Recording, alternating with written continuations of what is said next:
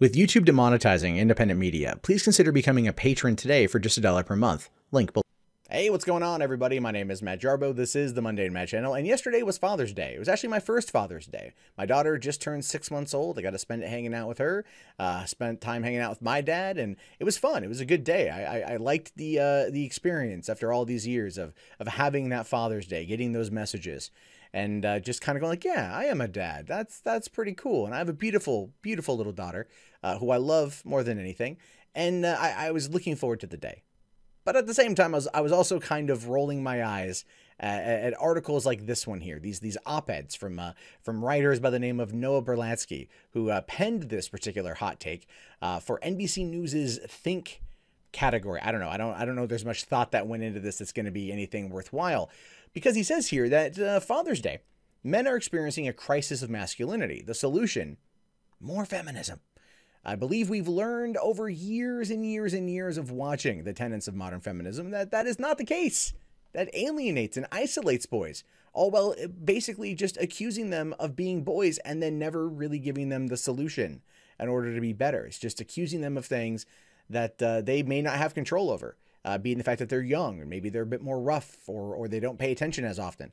And instead of trying to work with them and grow, maybe try to push for the idea of having a father. Because maybe men are hitting that crisis of masculinity because there's fatherlessness. That's a big problem. And but no, more feminism. That's gonna solve things, right? It hasn't solved anything, but let's say that it's gonna do more. Now he says here that we are experiencing a crisis of masculinity. Now there are gonna be people out there on the right. They're gonna be like, if you stop drinking all that soy, get back to the gym and clean your damn room, then maybe you'll be fine. Look, I'm not gonna go down that path. People are different. People have different upbringings, have different opinions. That's fine. But I do believe that we are experiencing a crisis of masculinity, but not necessarily in the same way that Noah here thinks. Now, he goes on to say that that's the claim of Canadian psychologist and self-help author Jordan Peterson. Peterson argues that feminism and policies like no-fault divorce have destabilized the traditional family and social structures. As a fix for this, Peterson recommends a variety of things, including enforced monogamy, a solution that implies that men are oppressed due to a lack of consensual sex. There's an ongoing gag. I don't know if I'd call it a gag, but it's an ongoing thing.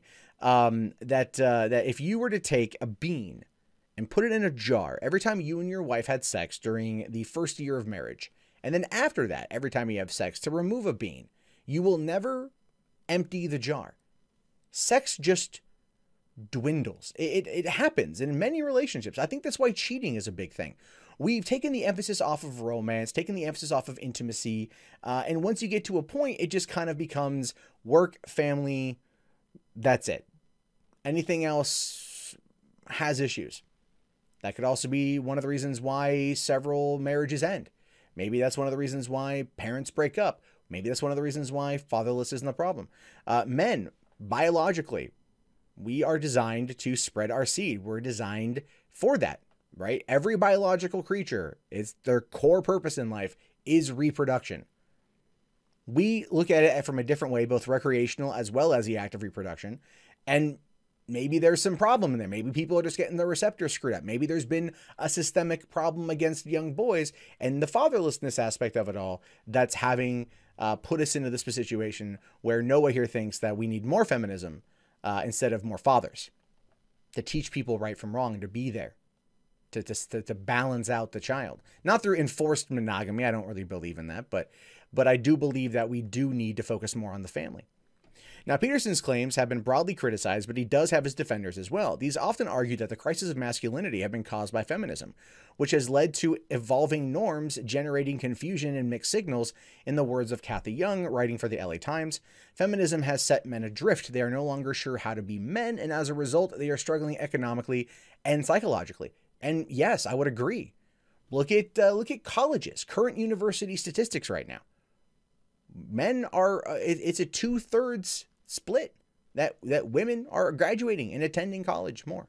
They're getting degrees, they're going into the workplace, they're going into everything. Men are being held back. You're hearing about stories of these teachers that chastise young boys for being boys. There's that whole thing of tell men not to rape. when that should just kind of be a common across the board, women too, because we see a lot more of that, but no one ever brings that up in conversations, or these conversations. Ends up being this really kind of conflicting, confusing message that ultimately boils down that men and boys are the problem. But they never are offered the solution to fix it, the solution to move forward, the solution to better their life. That's where we find ourselves. And that's maybe one of the reasons why Kathy Young has said what she said. Maybe why here that feminism has set men adrift is true. It's true because they're told that they're the bad guys. They're told that they're always the villain. That's what they're told. They're browbeaten with that because of feminism. That's what we see. And don't you think that has long-term effects, negative effects, when you're always told you're the bad guy, when you're always told that your gender is what's wrong with the world? Unfortunately, it does create some very long-lasting psychological problems. Because these kids are told, these boys are told that they're bad, and never given a reason as to why, and never shown how to be better. Always finger pointing, no hand holding, and no teaching. And you wonder why we find ourselves at the crisis of masculinity. Masculinity inherently isn't a bad thing, but when it's treated as this disease, as a leprous infection on society, and then it's put on young children without a coping mechanism or a way for them to understand why people have these opinions, then they find themselves where they are. That's what I have to say about that, at least. Now, this weekend is Father's Day, a holiday typically celebrated with displays of testosterone and gendered cliches. It's also as good a time as any to acknowledge that there is indeed a crisis of masculinity, but it isn't caused by feminism and changing gender norms. Rather, men experience violence and oppression because norms are not changing. Well, maybe not. Like I said, fatherlessness is a problem. Like the more men are staying home, I think to raise children. I'm a stay-at-home dad. I'm home with my daughter 90% of the time. Totally fine with me. And that's a change in masculinity. That's a change in gender norms. But these things take time to change, and they also need to be done through a helping hand, showing that men can, in fact, take on the role of nurturer, which they oftentimes do, but it's done through a different way. The gender roles of men and women when it comes to parenting are entirely different. I was just at the pediatrician, and she was like, we're talking about playing with our daughter. My girlfriend is very kind of soft with her. I'm a little bit rougher. And she's like, that's true. Dads are more rougher with their children, not in a violent way, but just like we have a little bit more fun. And that's where that comes from. There's just the difference in approach. And that, again, is fine. She's like, that's absolutely fine. And it's actually good for the child. But no, crisis of masculinity. Never mind the fact that I'm being told by a pediatrician who sees many children that taking a masculine approach to how I rear my daughter is going to benefit her because it creates that bond and it creates that experience, which is what children need, right? Oh, there's that two-parent unit situation that keeps kind of creeping its ugly head around, right? Maybe we can finally realize that the emphasis on divorce, that the popularization of divorce, and the fact that more and more people are getting divorced, and these families kids are growing up with separate parents, is maybe a big problem. Just as a thing put out there. Now, he goes on to say here that in general, powerful men who enforce these unhelpful and sometimes dangerous masculine expectations are that it is them and not tyrannous feminist women. Yes, but who are the ones that are currently in the education system? It's a lot of women, a lot of feminists, a lot of gender studies degrees, and a lot of boys being told that they're the problem. A lot of young boys being told that they're the bad guys without ever giving context as to why the teacher feels that way or the fact that she's probably wrong. So maybe it is, in fact, tyrannous feminist women because they are in positions of leadership and education, and they take with them what they learn from these liberal colleges who indoctrinate them with these anti-male ideas, and they take that and they put that on little kids, especially little boys. Just saying. Just a thought. Now, as one example, consider male suicide rates. Men are the victims of 3/4 of suicide in the United States. This isn't because feminists have successfully carried out a campaign to keep men from having sex. Rather, male suicide rates are tragically high because of the traditional stereotypical standards of manliness. Again, no. What? Male suicide. Okay, yes, men commit suicide at a higher rate. Absolutely. Maybe it's because they're not nurtured and encouraged when they're younger to balance out that masculine trait, to put it towards something productive. Have you ever thought about that? But no, then here's, oh, it's not that feminists have kept these men from having sex. What kind of argument is that? What kind of stupid argument is that? Men are killing themselves because they're not fucking. Seriously, Noah, like, dude, what the hell? That is like one of the most offensive things you could say to somebody. It's like, oh, yes, this person killed themselves because they weren't having sex. Clearly they were a Jordan Peterson fanboy, which is the entire impetus of this particular article here. Now, our culture tells us that men are supposed to be emotionally and physically strong and self-contained. It is not surprising, therefore, that men are less likely to seek medical help for mental health problems, which is true. But where does that come from? Where is that trait coming from? Where is that teaching coming from? It's coming from fucking education. That's where it's coming from. It is. It's coming from that education and a fatherless upbringing. A non-positive male role model upbringing. It's one of the reasons why I fully support kids going into the Scouts. One of my best friends, he is so dedicated to his boys, 100% dedicated to his boys. He is, he just went and did like 2 weeks of training for Boy Scouts. He goes with them on every outing. He's moving for a job, and it took him away during the crossing ceremony from from Cub Scout to Weeblo, and he traveled back to California to surprise his son, so his son could see him.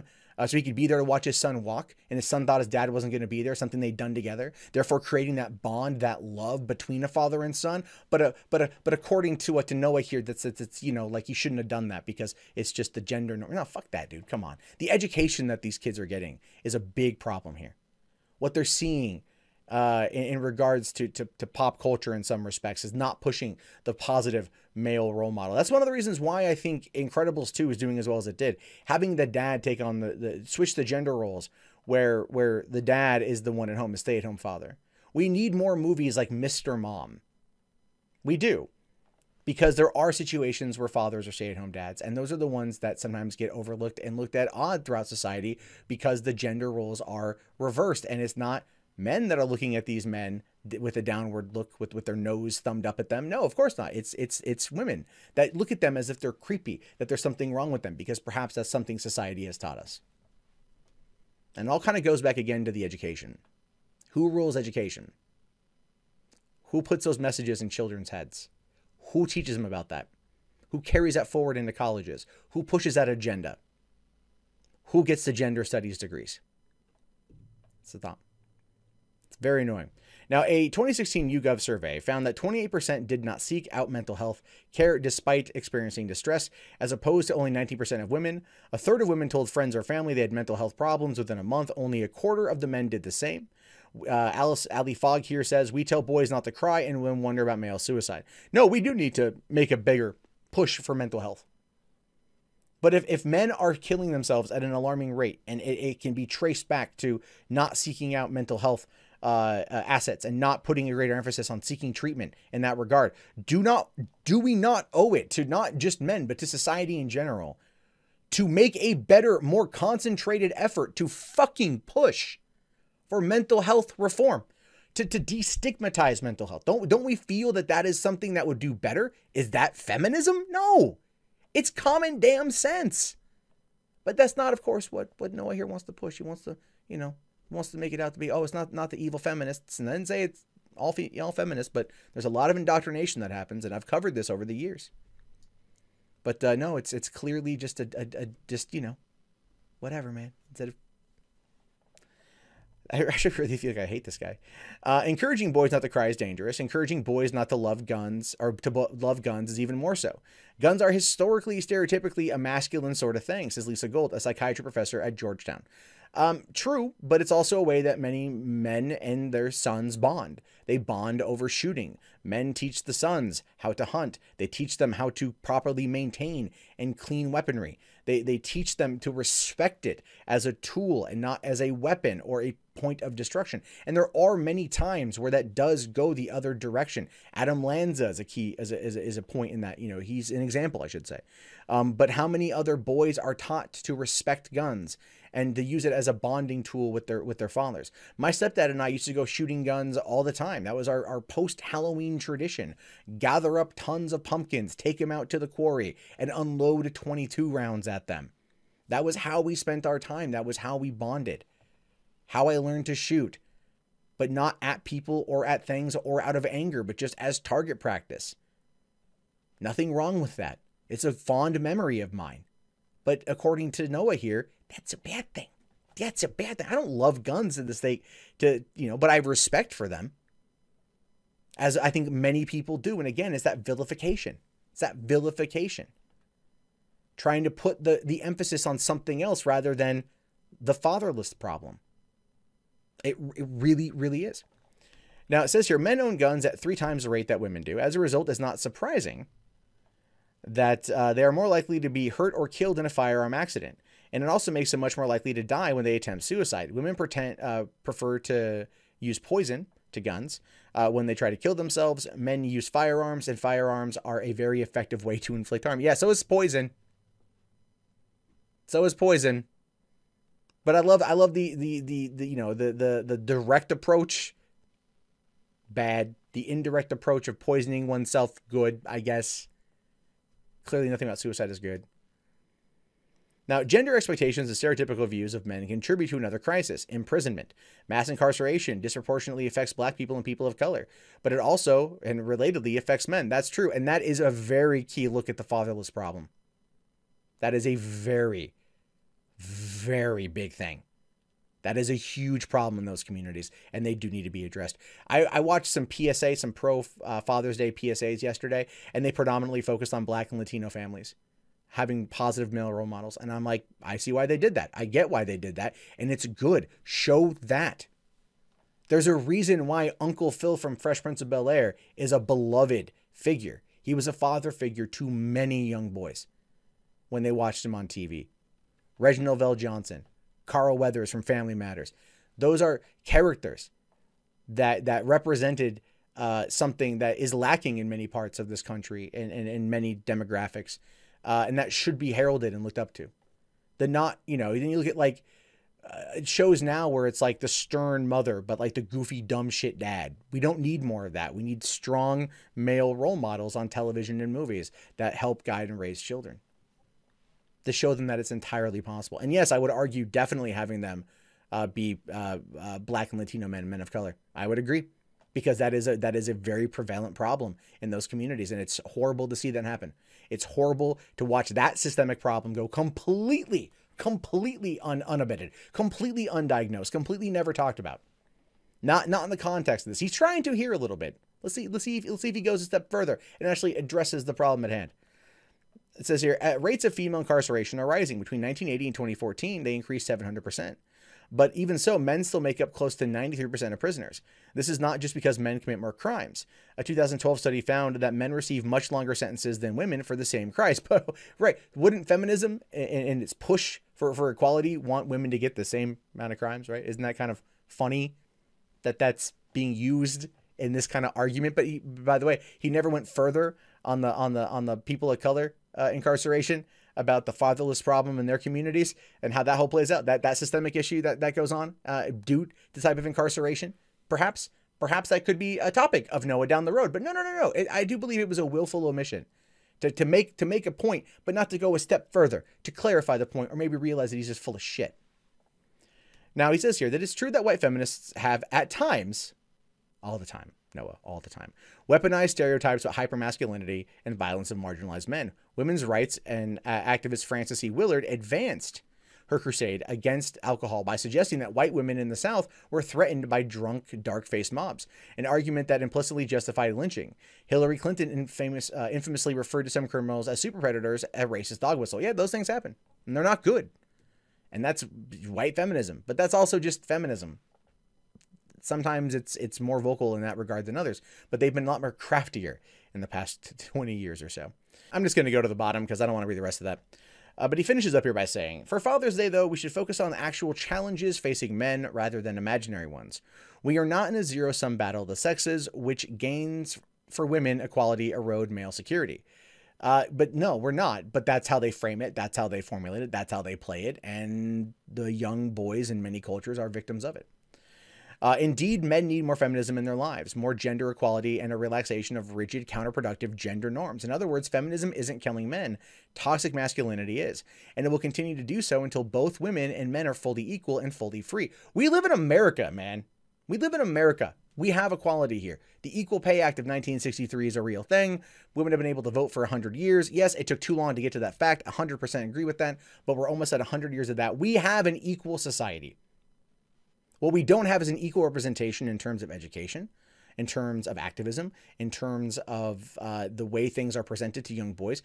We don't have equal representation anymore in colleges and universities, and that's not being addressed as being a negative. In fact, the many colleges out there are pushing female-centered programming as a way to further the divide between male and female students. We're seeing this constantly, and so trying to come out there and say that that men need more feminism, instead of understanding that men need fathers, men need to be fathers, men need to not be told that they're the root cause of everything wrong in the world. There needs to be actual work towards trying to bridge the gap between this particular divide, and trying to sit there and say that it's a crisis of masculinity is fine. I'm okay with that. We have that problem, but let's be realistic. A lot of that crisis of masculinity is a systemic issue that comes from second and third wave feminism constantly telling young boys and men that they're the problem, that they're always a problem, that they're always going to be the problem, and that their pain, their suffering, and their education and their nurturing and everything else is never an issue. It's never a key issue, and they should just get over it because they're men and they should learn to deal. And that's exactly what happens, Noah. What you're arguing is a systemic problem brought on by your own damn argument, and it's a problem. And it's one that we need to address as a society. And it's one that people like you will willfully ignore because it doesn't fit your ideological narrative to push out this kind of bullshit op-ed on goddamn Father's Day. So finally, Noah, from me to you, please go fuck yourself. And the rest of you, leave your comments. I'm curious to know. I really want to hear them. Be sure to thumbs up if you like it. Thumbs down if you don't. All good with me. And I will talk to you guys later. Have a great day and peace out.